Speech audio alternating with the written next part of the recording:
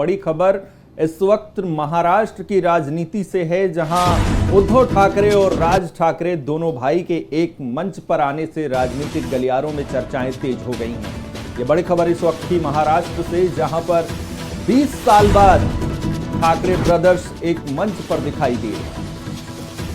महाराष्ट्र की राजनीति के लिए बेहद अहम खबर, राज ठाकरे और उद्धव ठाकरे दोनों ब्रदर्स एक मंच पर दिखाई दिए और कहीं ना कहीं महाराष्ट्र में जो भाषा विवाद है उसको लेकर अब जो पॉलिटिक्स है वो तेज होने वाली है और कयास लगाए जा रहे हैं कि आने वाले दिनों में दो भाइयों की जोड़ी क्या महाराष्ट्र की राजनीति में कुछ कमाल करती हुई दिखाई देगी, ये बड़ा सवाल। लेकिन फिलहाल इस वक्त की खबर ये कि महाराष्ट्र में 20 साल बाद मुंबई के एक मंच पर ठाकरे बंधु नजर आए, एक रैली में एक दूसरे को गले भी लगाया। यह बड़ी खबर इस वक्त की, एक दूसरे को गले लगाकर दोनों भाइयों ने वो भाईचारा दिखाया है। दोनों भाइयों के बीच तल्खी लगातार देखने को मिल रही थी, लेकिन अब दोनों भाई एक मंच पर एक रैली के दौरान मिले और एक दूसरे को गले लगाकर वो भाईचारा, वो प्रेम भी जाहिर किया। महाराष्ट्र की राजनीति के लिहाज से ये बड़ी खबर है, क्योंकि राज ठाकरे और उद्धव ठाकरे के बीच लगातार तल्खियां चल रही थी, लेकिन अब ये माना जा रहा है कि ये तल्खियां अब खत्म होने वाली हैं। बड़ी खबर इस वक्त महाराष्ट्र की राजनीति से। और भारतीय जनता पार्टी पर निशाना साध रहे हैं दोनों भाई मिलकर। अभी तक जो सॉफ्ट कॉर्नर राज ठाकरे का रहता था वो भारतीय जनता पार्टी की तरफ से अब दूर जाता दिखाई दे रहा है, क्योंकि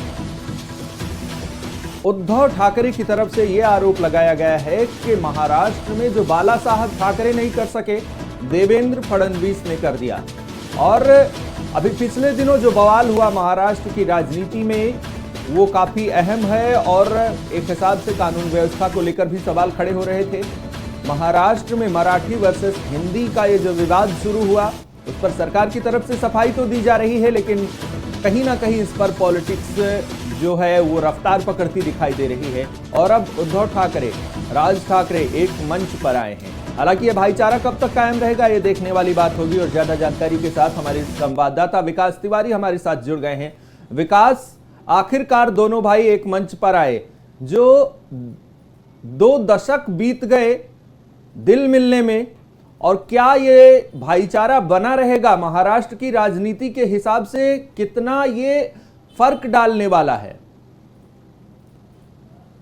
जी, अगर महाराष्ट्र की राजनीति की बात करें तो ठाकरे ब्रदर्स की, जैसे आपने बात की कि 2 दशक के बाद दोनों साथ आए हैं, तो इसके कयास कहीं ना कहीं पिछले काफी समय से लगाए जा रहे थे, क्योंकि कुछ महीने पहले दोनों एक पारिवारिक शादी में साथ देखे गए थे। उसके बाद कई ऐसे मुद्दे आए थे जिनमें दोनों का कहीं ना कहीं बयान एक सा नजर आया था। तो ये अटकलें तेज हो रही थी कि क्या ठाकरे ब्रदर्स एक बार फिर से साथ आने वाले हैं। कई तरह के राजनीतिक गलियारों में चर्चाएं चल रही थी, लेकिन अब फाइनली 2 दशक बाद वो दोनों साथ आए हैं। और जैसा आपने जिक्र किया कि राज ठाकरे का ये कहना है कि जो काम बाला साहेब ठाकरे नहीं कर पाए वो देवेंद्र फडणवीस ने कर दिया। उनके कहने का मतलब यही था कि बाला साहेब ठाकरे के जीते जी ये दोनों एक साथ नहीं आ पाए, दोनों अलग अलग राह पर रहे।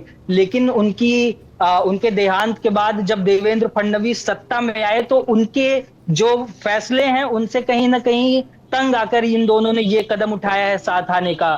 और जैसा कि आपने अभी जिक्र किया भाषा विवाद का, तो ये एक महज कहीं ना, अगर दोनों के एक होने के पीछे अगर ये कारण दिया जा रहा है कि केवल भाषा विवाद ही है, तो वो महज औपचारिकता है। कई सारे राजनीतिक जो लाभ हैं, राजनीतिक फायदे हैं, कई मुद्दे हैं, उनको लेकर काफी टाइम से ये अटकलें चल रही थी और उसके बाद ही दोनों ने साथ आने का फैसला लिया है। और कहीं ना कहीं ये एक जो दोनों भाइयों का एक होना है वो बीजेपी और जो मौजूदा सरकार है उसके लिए कहीं ना कहीं चिंता की बात है। जी विकास, इसे इस रूप में भी देखा जा सकता है क्योंकि पिछले 2 चुनावों में जो शिवसेना का रिजल्ट रहा है, जो मनसे का रिजल्ट रहा है, वो काफी उनका ग्राफ गिरा है। और अब ऐसे में महाराष्ट्र की राजनीति में क्या अस्तित्व की ये जब बात आई है तो दोनों भाई खड़े हुए हैं। भारतीय जनता पार्टी और शिवसेना शिंदे गुट का जिस तरह से ग्राफ बढ़ा है उसे लेकर ये असहजता दोनों भाई को एक मंच पर खड़ा कर रही है क्या?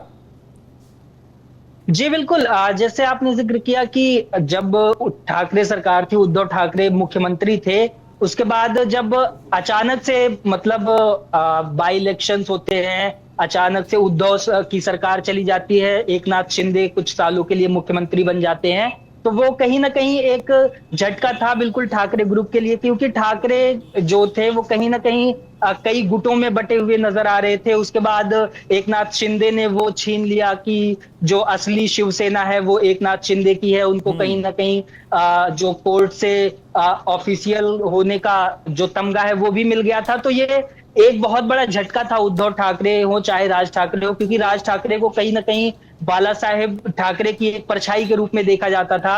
हालांकि वो उनके भतीजे थे, लेकिन वो एक तेवर जो बाला साहेब ठाकरे का था, बिल्कुल वो राज ठाकरे के अंदर नजर आता था। उसके बाद फिर जब उद्धव ठाकरे से ऑफिशियल शिवसेना होने का वो जो है तमगा वो छिन गया, उसके बाद एक बहुत बड़ा झटका था ये ठाकरे ब्रदर्स के लिए। और फिर एकनाथ शिंदे के और बाद झटके अब के साथ जब साथ विकास बीजेपी अगर देखें तो महाराष्ट्र का जो सामाजिक औरा है उसमें तो ठाकरे परिवार का ठकठक बना था, लेकिन राजनीति से ये ठकठक अब खत्म हो रहा था। और शायद यही कारण है कि अब दोनों भाइयों ने ये सोच लिया होगा कि मिलकर लड़ेंगे तभी यह अस्तित्व बरकरार रहेगा।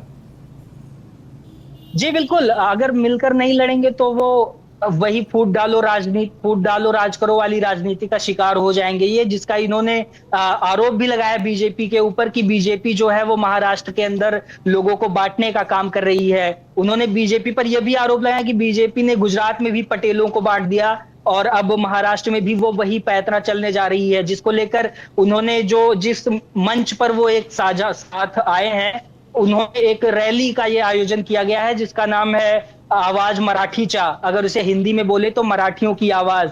बीते दिनों आपने देखा होगा कि मीरा रोड पर किस तरह भाषा विवाद का मामला सामने आया था, जहां एक गुजराती को एक मराठी ने थप्पड़ मार दिया था, जिसके बाद भाषा विवाद पूरी तरह से मुद्दा गरमाया हुआ है।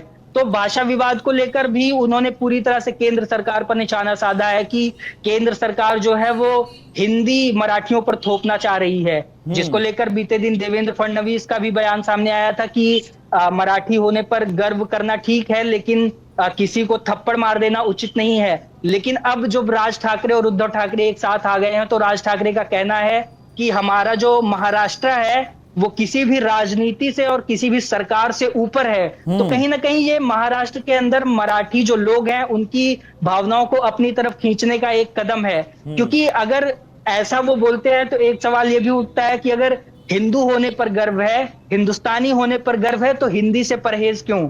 तो ये जो ये बयान उनके सामने आ रहे हैं, चाहे केंद्र सरकार पर हिंदी थोपने को लेकर हो, चाहे अन्य चीजें, वो कहीं ना कहीं मराठी लोगों की भावनाएं अपनी तरफ खींचने को लेकर है। क्योंकि भाषा विवाद ये नया नहीं है, आपने दक्षिण के राज्यों में देखा होगा, यही मुद्दा एमके स्टालिन ने भी उठाया था, तमिलनाडु के सीएम, कि केंद्र सरकार उन पर हिंदी थोपना चाहती है। तो ये भाषा विवाद की आड़ लेकर मराठी लोगों की भावनाओं को अपनी तरफ खींचने का एक कदम है। और बिल्कुल ये जब दोनों एक साथ आ गए हैं तो बिल्कुल महाराष्ट्र की राजनीति में कहीं ना कहीं उलटफेर देखने को मिलेगा। और कहीं ना कहीं कोर वोट बैंक वही रहा है विकास, क्योंकि जो अरसे से राजनीति शिवसेना करती आई है वो महाराष्ट्र और महाराष्ट्रियन के मुद्दे पर ही उसकी अपनी सियासी रोटी सिकती रही है। फिलहाल बहुत बहुत धन्यवाद इस खबर पर ज्यादा जानकारी देने के लिए। और जो रही भाषा विवाद की बात, तो इस वक्त दक्षिण बेल्ट के जितने भी राज्य हैं वहां पर हिंदी पर हद से ज्यादा राजनीति तेज हो रही है। देश में अंग्रेजी को बेहद आसानी से स्वीकार किया जा रहा है, अंग्रेजी भाषा को लोग गले से लगा रहे हैं, लेकिन हिंदी पर हद से ज्यादा राजनीति कर रहे हैं, जो बेहद दुखद है किसी भी राज्य में, और भारत की एकता और अखंडता के लिए भी इसे बेहद गहरा माना जाएगा। फिलहाल खबर महाराष्ट्र से, जहां पर दोनों भाइयों के बीच तल्खियां अब खत्म होती नजर आ रही हैं। राज ठाकरे, उद्धव ठाकरे दोनों भाई एक मंच पर साथ आए, एक दूसरे को गले लगाया और वो भाईचारा, वो जो खून का रिश्ता है उसे जाहिर किया पब्लिक के सामने। अब देखना होगा कि महाराष्ट्र की राजनीति के लिए कितना अहम ये जो गलबैया है वो हो सकती है।